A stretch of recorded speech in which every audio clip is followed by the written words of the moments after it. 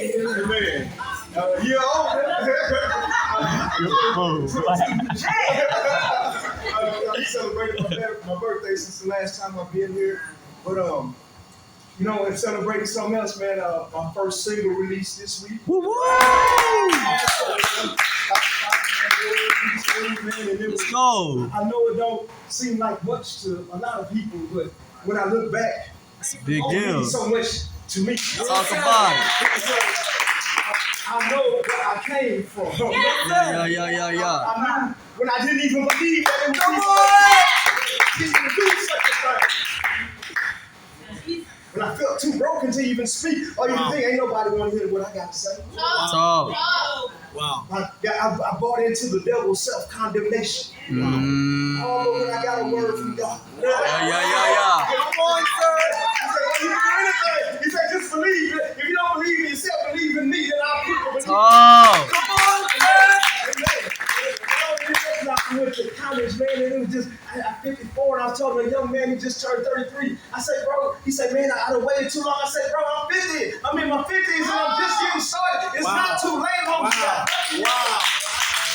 But what the problem is, man, today I'm going to do this poem from my book, man, an excerpt from my book. Come on, bud. YouTube. Talk about it. Get it together. Just believe in it, man. It's tough. Just believe. Just believe. But this song that my poem I'm finna do is called "The Problem Is."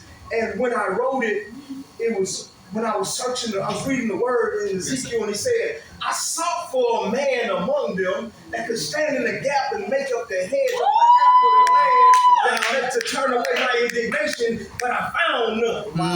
And that blew my mind. Wow. Because when I went back through the chapter, they had a whole bunch of men around. Wow. Even people in godly offices. They had prophets and priests. They had leaders of government. They had the regular people. But when God searched among them, he couldn't even find one. And that blew my mind because it made me start thinking, man, Wow. what God sees as a man and what the world sees as a man is two different things. Oh. It's entirely two different things. What God calls me, I don't care if you're holding it. I'm talking because they had prophets and priests and all these other people. I said, man, it was in your offices, God. It was in the offices of the church. And he said, not one of them was what I was looking for. Jeez. And I need you to make a decision, son. What kind of man you gonna be? Are you gonna be the man the world needs? Or are you gonna be the man that I need? And then in turn, you'll become the man that the world needs.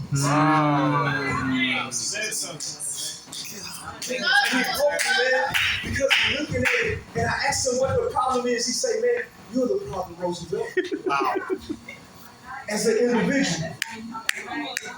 See, when I don't go looking for nobody else. I know something wrong with the world. I know something wrong with the church and with the government. I know when I go on the word, I go in there because I know something wrong with me. Yes, sir. Yeah, but Yes, sir. That's something wrong up inside you. Yes, sir. Oh, man, there's something broken in here. yeah. That's it. Talk, So sir. when I go in, that's why I always go. I don't go looking for other people. I always go on the word. Start searching the word and start looking for yourself. Talk. He said, man, this is the word. This is what's wrong, Roosevelt. You and your manhood. What did you model for a young man? Because you be talking about the next generation. But what was the manhood model of manhood that you displayed for them? Wow. And what did the young man see if he watched your life? What did he see? Come on, man. So you have no room to complain about it. So be quiet about it. That's men, man. I desire, or even women, man. Y'all sisters strong, man. I gotta give it up to the sisters. I was studying, man. I've been thinking about this. Y'all been having to take on the roles of men in y'all homes, man. And I applaud y'all, man. Man, I give it up for the single. Come on.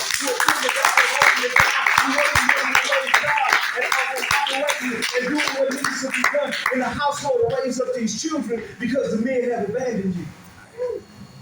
Amen.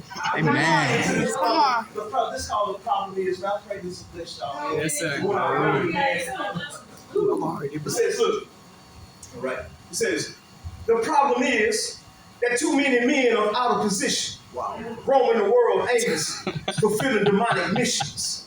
Instead of being the heads of our homes, we're headed for the streets, fascinated by women who take off their clothes to I went from playing with toy guns to toting a pistol that's real. From rolling Hot Wheels to rolling on chrome-plated steel. My I'm God.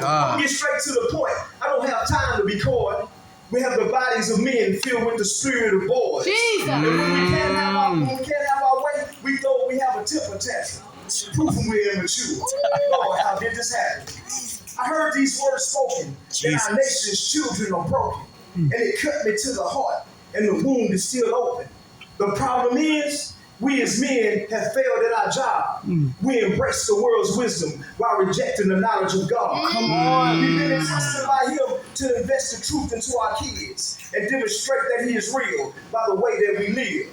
The problem is, when we root for our team, we clap and we scream, but we're quiet as a church house mouse when it's time to worship the King. We have multiple children by multiple women. We're living so wild.